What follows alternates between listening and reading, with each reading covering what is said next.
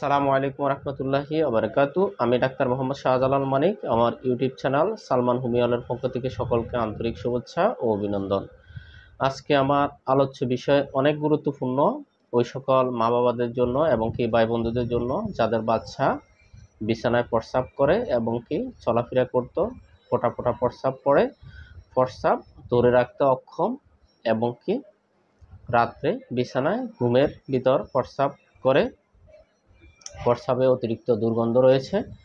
এই সকল ভাই বন্ধু এবং কি সোনামণিদের জন্য আজকের আমার আলোচ্য বিষয় হচ্ছে শয্যায় মূত্রত্যাগ বা বিছানায় মুতা, আমরা যে নামে বুঝে থাকি। সাধারণত ছোট্ট সোনামণিরা 2.5-3 বছর বা 5 বছর পর্যন্ত যদি বিছানায় প্রস্রাব করে, অনেক সময় আমরা এটাকে নর্মালি মনে করি। এরপরে যদি বিছানায় প্রস্রাব করে তাহলে আপনার বাচ্চার জেনেটিক সমস্যা রয়েছে। আপনি আপনার নিকটবর্তী হোমিও ডাক্তারের শরণাপন্ন হয়ে, যে সকল হোমিওপ্যাথি ডাক্তার আপনার নিকটবর্তী রেজিস্ট্রেশন প্রাপ্ত হোমিওপ্যাথিক ডাক্তার রয়েছে এবং কি 50 সহস্রাধিক মেডিসিন ব্যবহার করার মতো যাদের অভিজ্ঞতা রয়েছে তাদের সাথে যোগাযোগ করে, আমি আবার রিপিট করছি, 50 সহস্রাধিক ব্যবহার করার মতো যেই সকল ডাক্তারের অভিজ্ঞতা রয়েছে তাদের সাথে যোগাযোগ করে আপনার বাচ্চাকে নিয়ে আপনি আলোচনা করে মেডিসিন নিলে ইনশাআল্লাহ খুব সহসায় আপনার বাচ্চা এই বিছানায় মূত্রত্যাগ থেকে আপনি মুক্তি পেয়ে যাবেন এবং কি এই ধরনের কষ্ট থেকে আপনি মুক্তি পেয়ে যাবেন ইনশাআল্লাহ।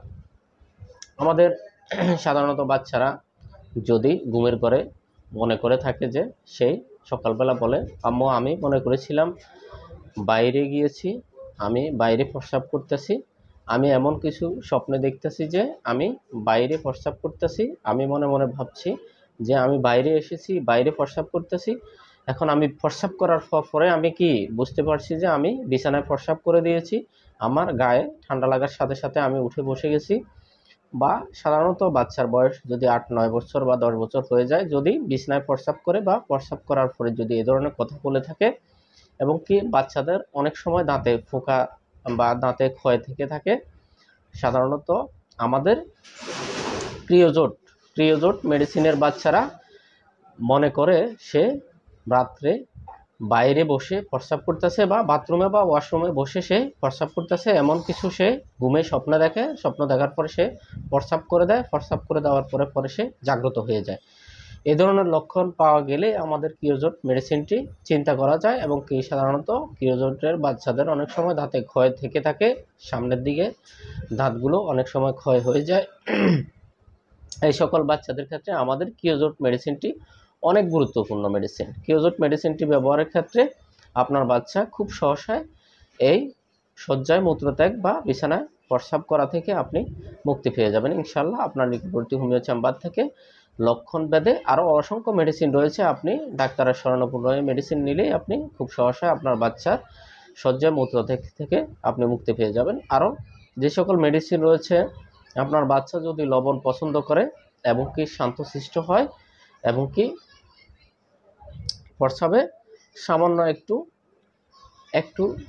একটু প্রস্রাবে লোনা গন্ধ রয়েছে এবং কি প্রস্রাবে এত অতিরিক্ত কোনো ধরনের গন্ধ এবং কি দুর্বাস নেই, বাচ্চা বিছানায় ঘুমানোর সাথে সাথে বা কিছুক্ষণ পরে যদি প্রস্রাব করে দিয়ে দেয়, প্রথম ঘুম বা রাত্রে ঘুমানোর কিছুক্ষণ পরে বাচ্চা যদি বিছানায় প্রস্রাব করে দেয় এবং কি আপনার বাচ্চা যদি লবণ পছন্দ করে, লবণ খেয়ে থাকে এবং কি লবণ খাওয়ারের সাথে লবণ নিতেই হয়, এ ধরনের ক্ষেত্রে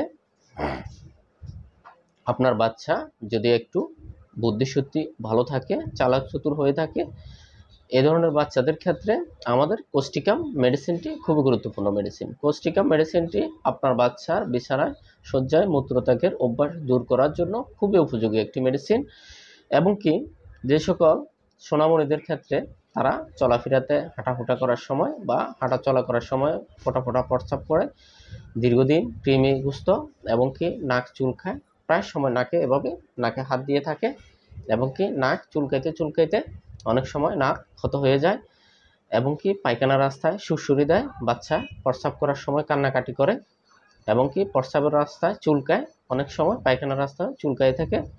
এই সকল কৃমিগ্রস্ত শিশুদের জন্য আমাদের সিনা মেডিসিনটি খুবই উপযোগী মেডিসিন। সিনা মেডিসিনটি আপনার নিকটবর্তী হোমিও চেম্বার থেকে তৈরি করে নেবেন। ইনশাআল্লাহ খুব সহসায় আপনার বাচ্চার হাঁটা চলাতে প্রস্রাব এমনকি বিছানায় প্রস্রাব করা থেকে আপনি মুক্তি পেয়ে যাবেন, এবং কি আপনার বাচ্চা কৃমি মুক্ত হয়ে যাবে। খুব সহসায় আপনার বাচ্চা কৃমি মুক্ত হয়ে যাবে। এবং কি যে সকল সোনামণিরা প্রায় রাত্রে বিছানায় প্রস্রাব করে, প্রস্রাবে অতিরিক্ত দুর্গন্ধ, প্রস্রাবে মনে হয় যেন ডিম পচা দুর্গন্ধের মতো, এই সকল সোনামণিদের জন্য আমাদের সিফিয়া মেডিসিনটি উপযোগী। সিফিয়া মেডিসিনটি সেবনের মাধ্যমে আপনার বাচ্চাকে আপনি এই শয্যায় মূত্রত্যাগ থেকে বা বিছানায় প্রস্রাব করা থেকে আপনি খুব সহসায় ইনশাল্লাহ আল্লাহর রহমতে মুক্তি দিতে পারবেন। যদি আপনার বাচ্চার প্রস্রাবে অতিরিক্ত দুর্গন্ধ থেকে থাকে, এবং কি রাত্রে প্রস্রাবে করার সাথে সাথে আপনারা সবাই গন্ধের সাথে বাচ্চার প্রস্রাবে এত দুর্গন্ধ যে আপনি ঘুম থেকে জাগ্রত হয়ে যাচ্ছেন, বাচ্চার প্রস্রাবের দুর্গন্ধের কারণে ঘুমাইতে পারছেন না, এই ধরনের ক্ষেত্রে সিফিয়া মেডিসিনটি প্রথম ঘুমে রাত্রে ঘুমানোর কিছুক্ষণ পর পরে বাচ্চা যদি প্রস্রাব করে দেয় এবং কি প্রস্রাবে অতিরিক্ত দুর্গন্ধ থেকে থাকে, তাহলে আপনার বাচ্চাকে সিফিয়া মেডিসিনটি আপনার নিকটবর্তী হোমিও চেম্বার থেকে তৈরি করে নেবেন।